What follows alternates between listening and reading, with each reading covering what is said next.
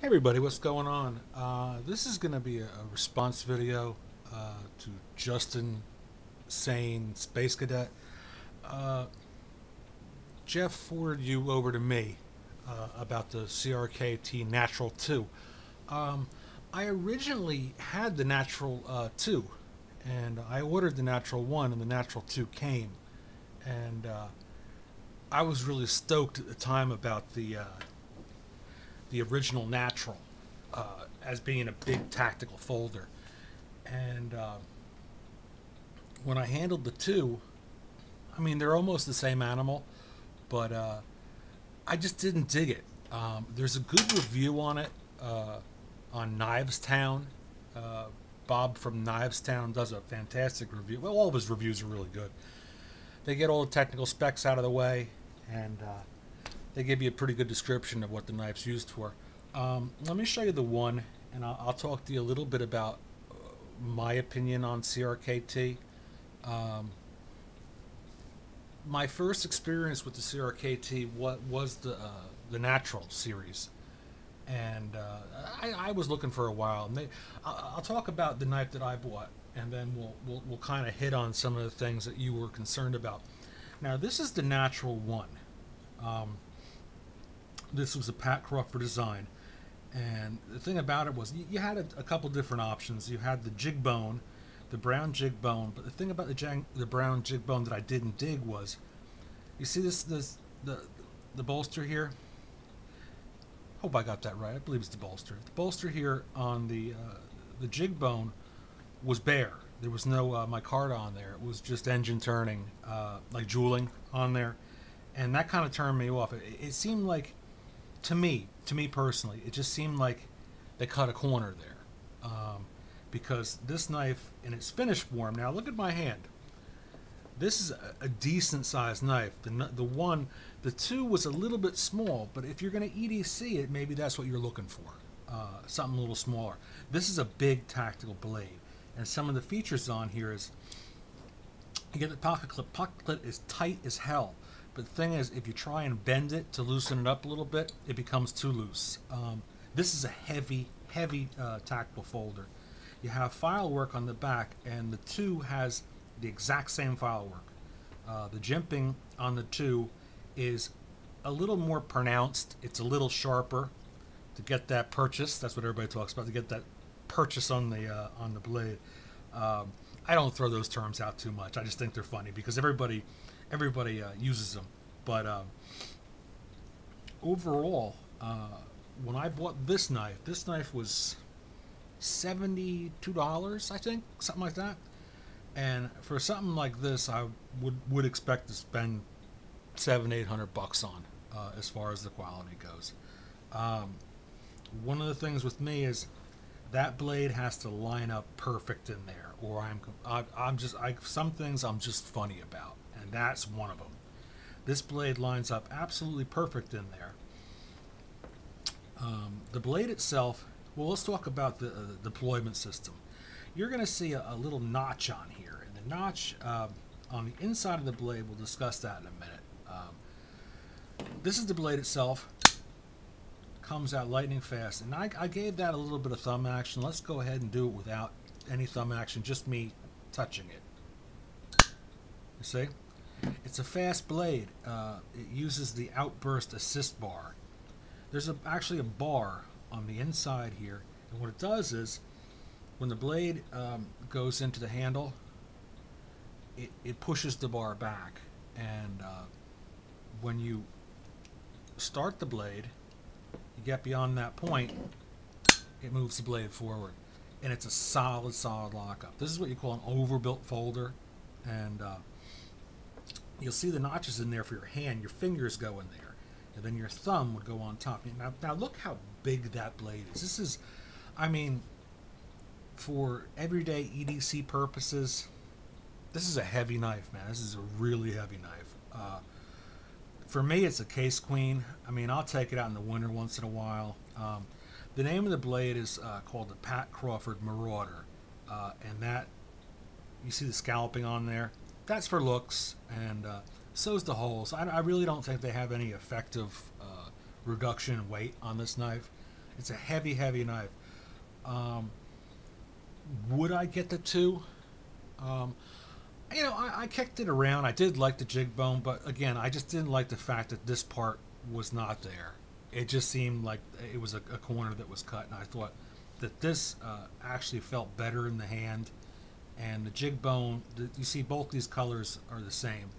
On the jig bone that I handled, one side was dark, one side was almost kind of yellow, and I thought that was kind of cheesy.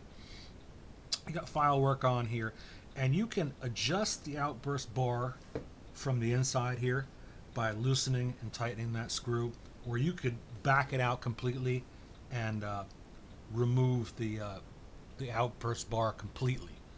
And a lot of states, they don't allow you to have an assisted knife, and that's one way of getting around it. But again, this is a large tactical folder, and it's not. If you were to look at the 2, the 2 is, that's about the same, but it's about that short, and the blade itself is like this. There's not that much of a difference, but this is a lot thicker, a lot heavier, and I just think a lot better. You're almost there in the amount of money you're going to spend on it. I would go ahead and get the 1, but if you want to use it as an EDC knife, no, it wouldn't work out very good for you. It's just too heavy. I mean, this thing is just crazy heavy. But as far as quality goes, Crkt has impeccable quality. A lot of people, they don't even give them a shot or give them a chance. They have great knives and they're great quality. For the amount of money you spend and what you get, it's astronomical. One of my other favorite Crkt knives, now this is more like an EDC, but this is a special purpose knife. This is just completely, this is a tactical knife. This is the Crkt Hisatsu, and this one also employs the outburst assist, and there's the screw to tighten or loosen that, and you can see the bar there. It also has something they call the it's called the safety locks system. It's a play on spelling the way they do it. So it's a liner lock, which is like this one, a liner lock, but this liner lock gets backed up with this secondary lock. So you have like a, I want to say it's a, I don't think it's Grivery. It's like a simulated ray skin on here, and the clip is very tight, and this is concealable. This is a very concealable knife, but if you get caught with this, there's no way of saying that this is a pocket knife. This isn't a pocket knife. This is a tactical folder. This is meant for people who do dirty deeds. The blade itself is they trump it as the most penetrating blade on the planet. This design. Is there any truth to that? I honestly don't know. It's razor sharp, and the tip is extremely sharp. And this was about the same price as this, but I do carry this one. It's my choice as an EDC knife. A couple other EDC knives, but like I said, this is a special purpose knife. This isn't a cut and twine and skin and apples kind of knife. A couple other ones that I carry that you know you can consider as a great EDC, and this one is one of my all-time favorites. This is the Ontario Rat 1 folder. This one's in the regular old stainless steel satin finish. You can see it's pretty beat up. I use it, like I said, I EDC this knife. I didn't go with the painted version of it because that's all it is paint, and it comes off. You got a really, really nice 4-inch blade on here, and this is AUS 8 steel, liner lock, and again, with Ontario knives, you'll see there, it lines up absolutely perfect, and it's effortless to deploy. And this was a $30 knife, and it's a tough knife. Another one I want to show you, if you're considering EDC knives, and these are becoming a little bit harder to find now, but I actually really like them.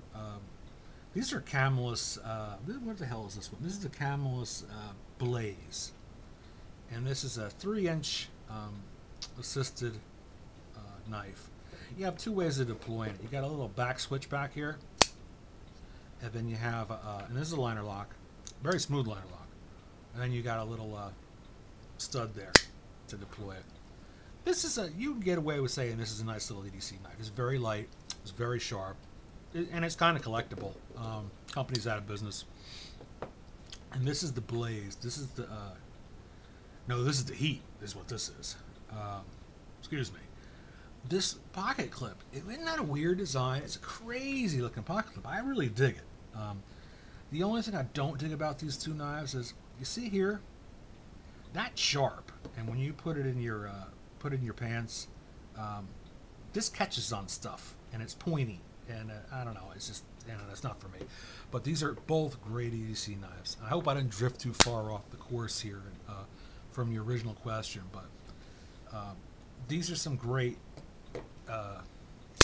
things to consider as an EDC blade.